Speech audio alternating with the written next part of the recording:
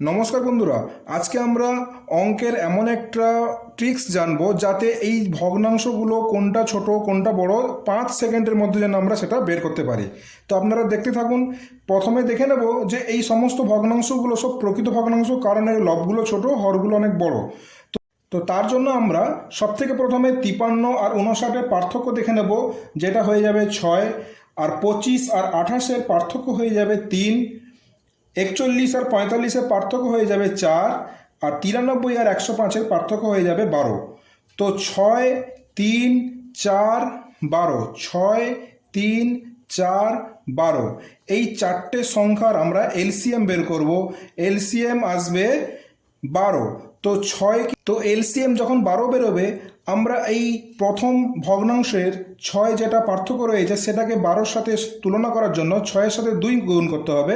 তাই এর লবের সাথে 2 গুণ করব। এই 2 গুণ করলে এই গুণফলটা আসবে 6 আর 10, 106। আর এই 3-এর সাথে 12-র তুলনা করলে আমাদের এখানে 4 গুণ করতে হবে। তো 25-এর সাথে 4 গুণ করব, আসবে 100।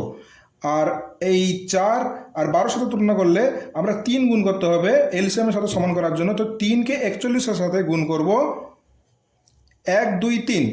আর 12 তো অলরেডি 12ই রয়েছে, তাই 93-এর সাথে 1 গুণ হবে, তাই 93। তো সব থেকে বড় যে সংখ্যাটা আসছে 123, তার মানে 41-এর 45 হয়ে যাবে সব থেকে বড় ভগ্নাংশ, যা সব থেকে বড়, এবং সব থেকে ছোট হয়ে যাবে, এটা হয়ে যাবে লার্জেস্ট।